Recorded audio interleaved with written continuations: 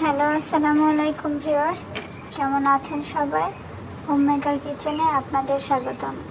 আজকে আমি আপনাদের সঙ্গে শেয়ার করছি আলু দিয়ে মাটন কারির রেসিপি। তো চলুন দেখে নিই আমি কিভাবে রান্না করেছি। প্রথমেই আমি কড়াইয়ের মধ্যে মাটনগুলো নিয়ে নিয়েছি।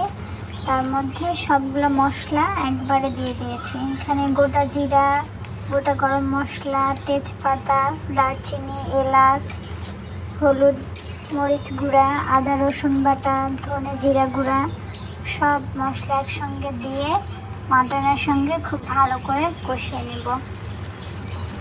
দেখতে পাচ্ছেন মাটন থেকে বেশ খানিকটা পানি ছেড়েছে। এই পানি দিয়ে আমি মাটনটা কষিয়ে নেব। এ পর্যায়ে একটু নেড়ে দিচ্ছি।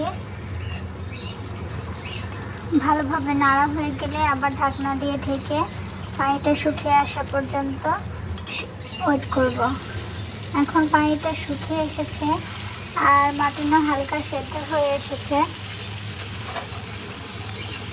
তো এই পর্যায়ে আমি যেহেতু আলু দিয়ে রান্না করব, তো আমি এখানে আলুগুলো অ্যাড করে দিচ্ছি।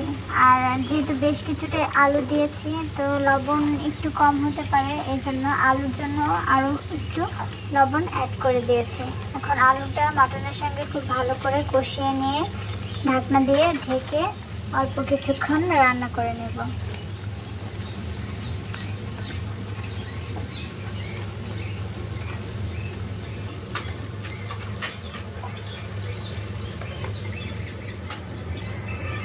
পাঁচ থেকে 7 মিনিট রান্না করে নেওয়ার পর এখন একদম পানিটা শুকনো হয়ে এসেছে। এখন আমি আলুটা সেদ্ধ হয়ে যাওয়ার জন্য গরম পানি দিয়ে দিব। আর আমি যতটুকু গ্রেভি রাখতে চাই সেটা অনুযায়ী এখন পানিটা অ্যাড করে দেব। তো আমি এখানে গরম পানি অ্যাড করে দিলাম। যদি খুব বেশি গ্রেভি খেতে চান তাহলে একটু বেশি পরিমাণে পানি দিতে হবে। আমি এখানে 2 কাপের মতো পানি দিয়েছি। আলুটা সেদ্ধ হবে আর সামান্য একটু গ্রেভি থাকবে এই অনুযায়ী। তো এখন রান্নাটা প্রায় শেষের দিকে, আমার আলুটাও সেদ্ধ হয়ে এসেছে আর গ্রেভিটাও প্রায় কমে এসেছে। এ পর্যায়ে আমি ভাজা জিরার গুঁড়া আর গরম মশলার গুঁড়া অ্যাড করে দিয়ে আর অল্প কিছুক্ষণ ঢেকে রেখে নামিয়ে নেব। তো এই তো হয়ে গেল আমার আজকের রান্নাটা।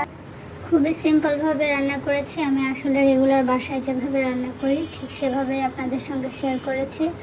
আপনাদের কেমন লেগেছে অবশ্যই কমেন্টস করে জানাবেন। আসসালামু আলাইকুম, আল্লাহ হাফেজ।